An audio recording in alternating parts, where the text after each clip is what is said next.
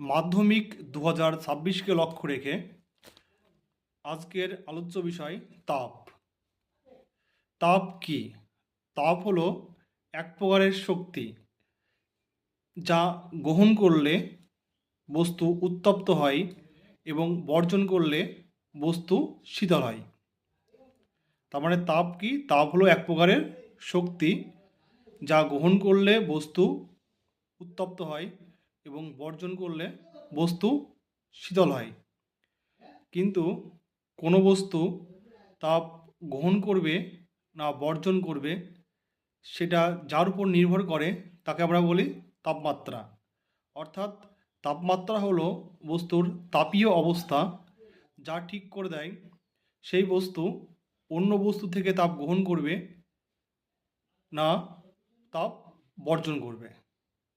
তার মানে তাপ এক প্রকারের শক্তি আর তাপমাত্রা হলো এক প্রকারের তাপীয় অবস্থা।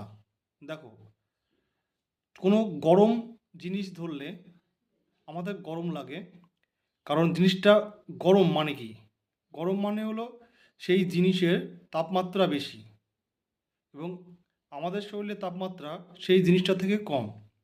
এবার আমরা যদি সেই জিনিসটাকে স্পর্শ করি তাহলে তার তাপমাত্রা বেশি হওয়ার জন্য সেখান থেকে আমাদের শরীরে তাপ চলে আসে, তাই আমরা গরম অনুভব করি।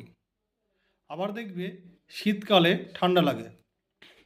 শীতকালে আমাদের শরীরের তাপমাত্রা পরিবেশের থেকে বেশি হয়, তাই আমাদের শরীর থেকে পরিবেশে তাপ বেরিয়ে যায়। এই কারণে শীতকালে আমাদের ঠান্ডা লাগে। আবার একইভাবে গরমকালে গরম কেন লাগে? দেখো, গরমকালে পরিবেশের তাপমাত্রা অনেক বেশি থাকে এবং আমাদের শরীরে গরমকালে বাইরে থেকে তাপ প্রবেশ করে, তাই গরমকালে গরম বেশি লাগে। আশা করি তোমাদের বোঝাতে পেরেছি।